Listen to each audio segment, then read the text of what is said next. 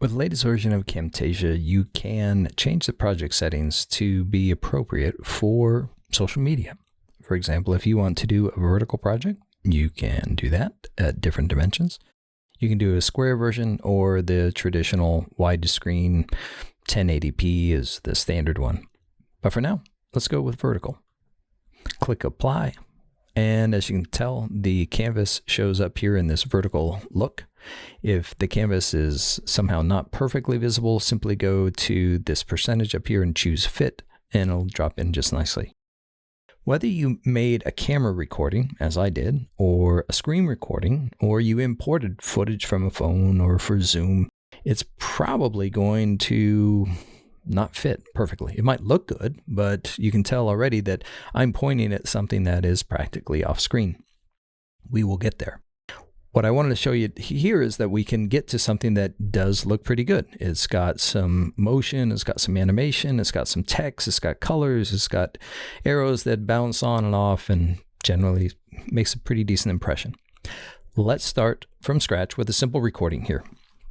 I've got here something that I am pointing to that I obviously need to change. Let's say that for a good part of this recording, it was okay for it just to be me on screen, but ultimately I need to be able to also show the other object that's on the screen. So I click on my recording over here on the timeline and I go to Properties. At this point, if I wanted to, I could scale it down and move everything over. That is definitely an option. So it sort of looks like that. If I wanted to, I could also split things on the timeline right there. And now what comes next, I have some other options. I could choose to scale this up significantly and drag it over. So now my shot might look a little bit like this. You're way in the wilderness, but you can also use one of these RAM ball. Okay. Now I've got that zooming in just like that. The alternative there is I can undo that and I can choose just about here to do something called a custom animation. That's with the keyboard combination of Shift and A. That adds a little arrow on the timeline. Just so you can see it, I'm going to zoom in on the timeline a bit more. And from here, it's a little bit easier for me to make that animation a little bit longer or shorter. And what I transition to from here to here depends on what I change in the property. So if I choose, now that I'm clicked on that little red ball, it's going to end my animation with whatever I change here. So I might zoom into this device right here, and it might look like this. About like that. Okay? So we've got something there that we want to focus people's attention to for just a second. And I will add one more animation. And I will simply zoom back out, restoring that zoom level to where it was before. Zooming in and zooming out.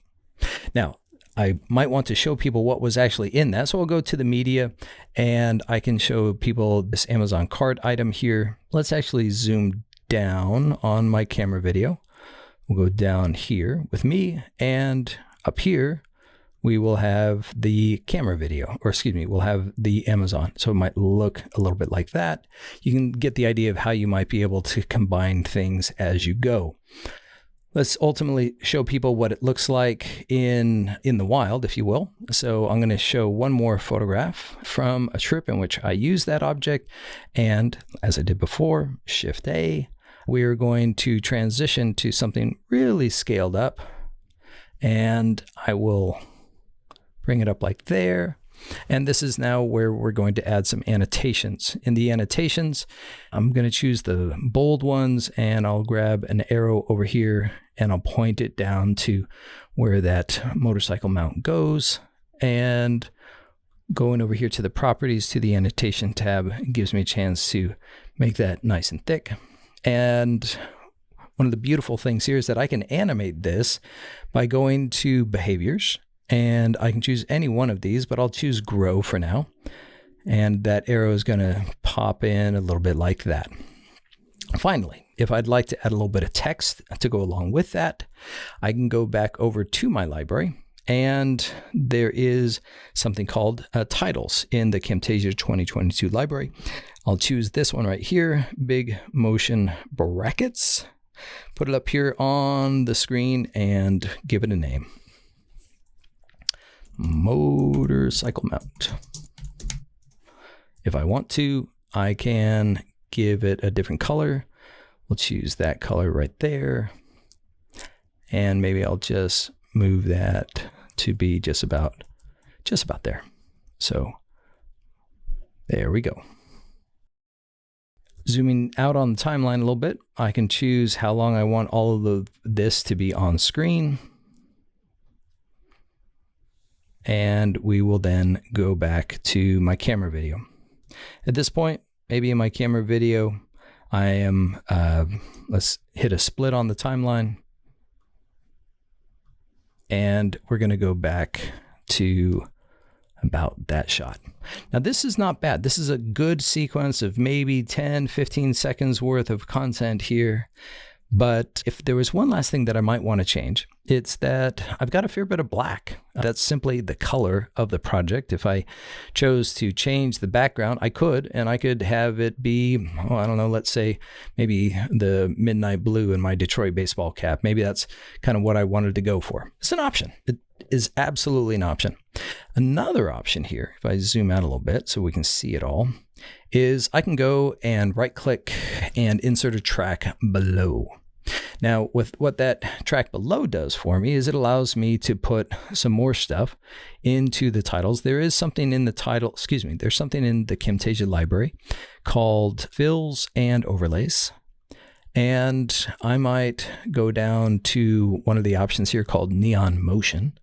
And I'm going to drag that down underneath. And it doesn't look like anything happened. What's going on? Well, the reason that you can't see it is because it's sitting underneath my camera video. Lower track, it's underneath it, can't see it. Not a problem. We're going to go to this property over here, and I am going to rotate it 90 degrees, hit enter. Still it's not showing up because it's still fitting underneath. Not a problem. I can scale that up. Okay. Other thing I can do here is I can play with the opacity a little bit. And it's going to go right through like that. Now, if I want to, I can also go back to some of those settings and maybe change those colors ever so slightly, where maybe we'll have one be darkish blue that animates through. So I can change the colors of some of these animations ever so slightly to match maybe what I'm wearing or some of my background as I go. And I can adjust the opacity to make it a little bit more artistic as I wish. That's it, folks. There's a lots more that you can obviously do with a video, but the good news is that you can make a vertical video look pretty good with some animations, some behaviors, and the same thing you do with the normal with the videos, which is you can add additional content to it and to animate it and still make it look pretty good. Thanks for watching.